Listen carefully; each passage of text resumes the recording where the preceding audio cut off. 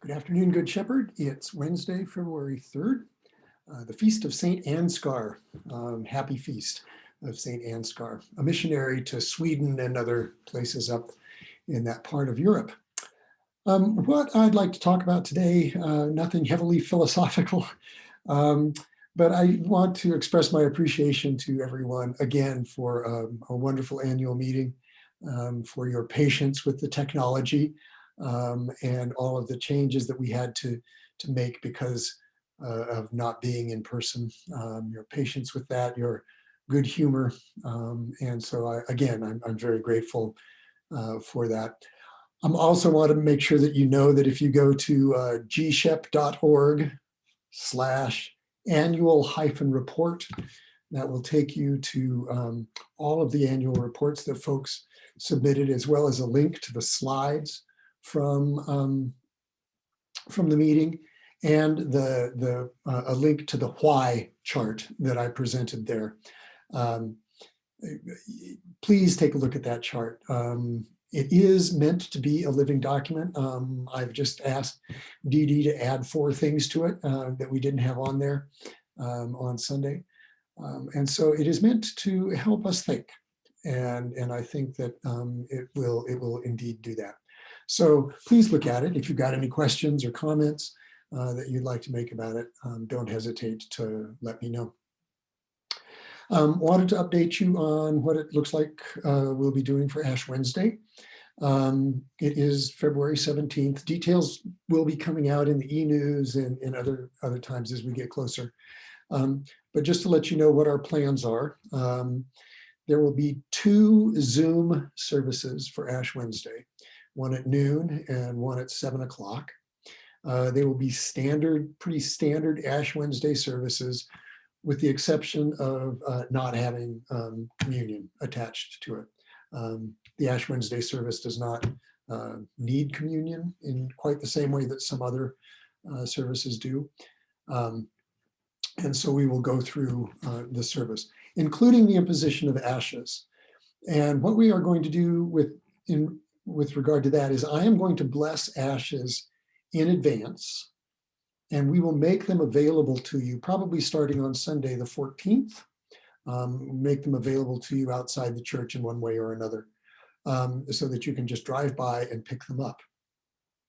And then during each service, when we get to the place where I would usually, or somebody else would usually smudge your forehead, you will be invited to open the little container and get some ashes out of that for you and any of your family members who wish to have the imposition of ashes.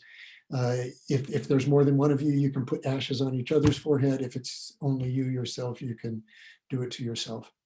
And so we will make that happen. And those will be on Zoom, so everyone will be able to see each other impose the ashes. It will be a different sort of Ash Wednesday, but I think it will be equally as powerful as we see it happening to each other and as we do it ourselves or to our loved ones.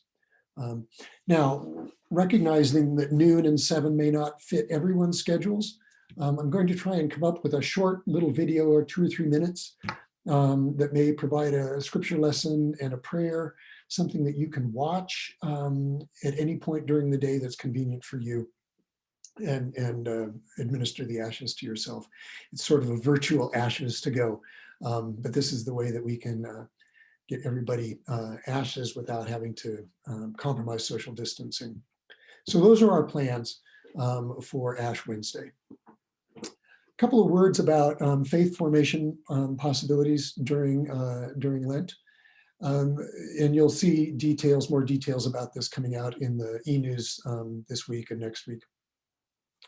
But during Advent, we had a really good set of discussions provided by a group called Living Compass. It's an Episcopal group with some good curriculum connected to a daily devotional. And they have done that for Lent as well. And the resources for that are free. Most of the resources are free, and you will have access to that when you see the e-news coming out. And there's a daily devotional piece. You can have it emailed directly to you, or I will post it every day to the 24/7 Coffee Hour Facebook group. And then for the Faith Forum session on Sunday mornings, we'll have a conversation as we did in Advent. You're welcome to participate in any or all of that. You can do the devotionals without doing the weekly thing, and I'm sure it will be very meaningful. Like I say, the Advent series that we used, a lot of people found to be powerful and meaningful. So I invite you to do that. Another possibility is sort of based on a book, again, of devotionals or prayers by the Reverend Dr. Patricia Lyons, who's a faculty person at Virginia Seminary. And she was a keynote speaker at our last in-person diocesan convention, and a wonderful speaker.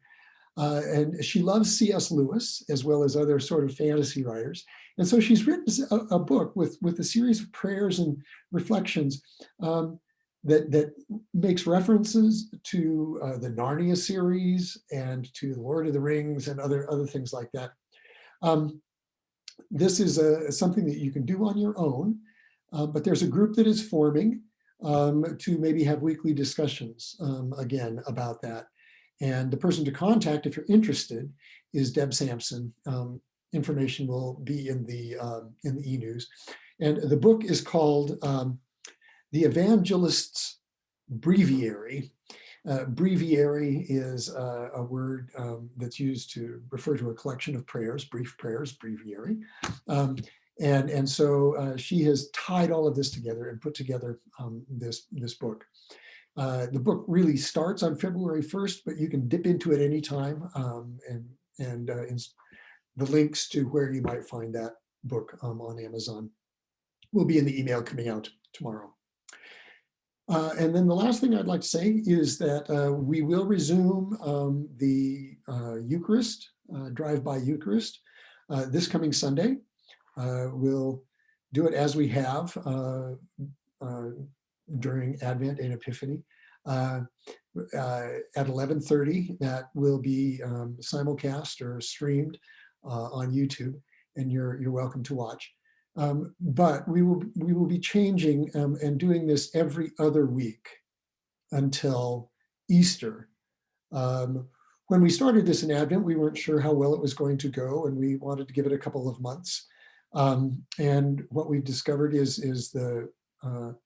the number of folks who are taking advantage of it is dropping a little bit. And there's a lot of work actually that goes into putting it on, more so than you might imagine. A lot of people who are involved. And we also recognize that Lent is a time of stepping back. We're not going to discontinue it, certainly, but starting, we will do the Eucharist this week, and then we will skip a week. And then, so it will be every other week again until Easter. And all of that will be made clear in the e-news and in other communications.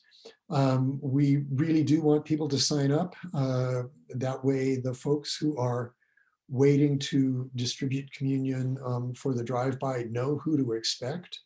And please, if you do sign up, do arrive so that they know that you have come. We do not have cameras or anything like that in the parking lot, and there have been some kind of scary situations that have arisen while people have been waiting outside. The Eucharistic ministers have been waiting outside for folks to drive up, and we want to minimize any risk to those folks as well. So the more information we can have ahead of time, the easier that will be. So those are changes, again, that we will make at least through Lent. And then, of course, we've offered these other possibilities for Lenten engagement. There will be a Lent page to go up on the website, as there was an Advent page, as well as a Lent page last year. And those will have more resources, whether it's devotionals or things like that. So that's what I have to say this week. I look forward to seeing you sometime soon. Remind you that this evening, if you're watching this on Wednesday, this evening at 8:45 is Compline.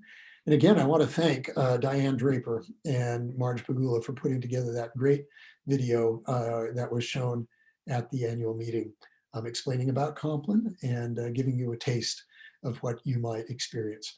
So I encourage you to do that. Blessings, my friends. I look forward to seeing you soon.